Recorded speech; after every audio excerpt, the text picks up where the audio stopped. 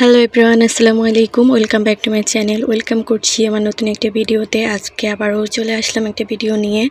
ছোট একটা ভিডিও, তো সবাই স্কিপ না করে সম্পূর্ণ ভিডিওর সাথে থাকবেন। তো আজকে চলে আসলাম দুপুরে রান্নাবান্না নিয়ে। তো আজকে রান্না করেছি লোটে মাছ। এভাবে রান্না করলে অসম্ভব মজার হয় খেতে। তো আমি যেভাবে রান্না করি ওইভাবে আপনাদের সাথে শেয়ার করতেছি। তো প্রথমে আমি মাছগুলো ধুয়ে কেটে বেছে একদম পরিষ্কার করে নিয়েছি। তো এরপরে এখানে আমি 2 কাপ পরিমাণের মতো পেঁয়াজ কুচি দিয়েছি। পেঁয়াজটা একটু বেশিই দিয়েছি, প্রায় এখানে 2 কেজির মতো মাছ ছিল। তো লোটে মাছটা আমাদের বাসায় সবাই অনেক বেশি পছন্দ করে, বিশেষ করে আমার হাজব্যান্ডের অনেক বেশি পছন্দ লোটে মাছটা।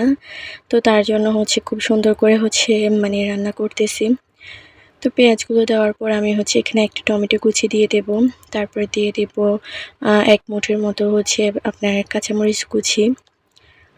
তারপর দিয়ে দেব পরিমাণ মতো রসুন। তো রসুনটাও একটু বেশি করে দিতেছি।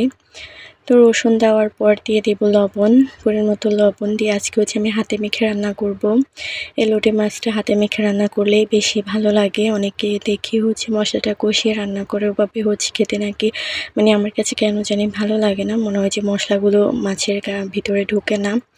তো এরপরে আমি 2 টেবিল চামচ পরিমাণ এখানে হলুদ গুঁড়ো দিয়ে দিতেছি। তারপর 2 টেবিল চামচ পরিমাণ মরিচের গুঁড়া দিতেছি।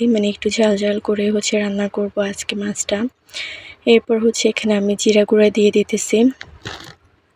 মরিচ গুঁড়ো দেওয়ার পর আমি এখানে পরিমাণ মতো জিরা গুঁড়া দিয়ে দিব। তো আমি সবসময় 22 পদের মশলা দিয়ে রান্না করি।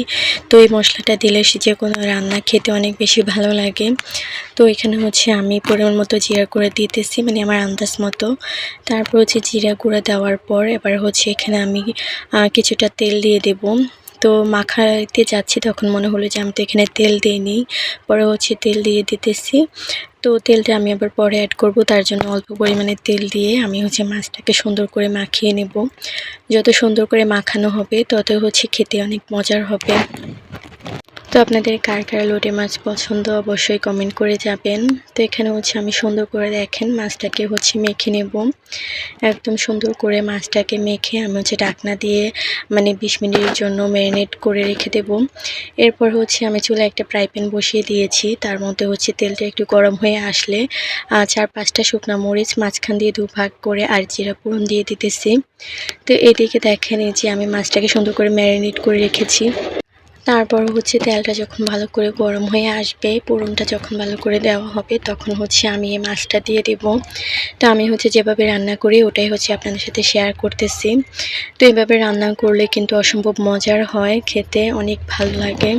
তো আপনারা চাইলে এইভাবে ট্রাই করতে পারেন। তো আমি মাছটাকে সুন্দর করে পুরো একটু নেড়ে চেড়ে দিতেছিলাম, যেহেতু মাছটা অনেক বেশি নরম।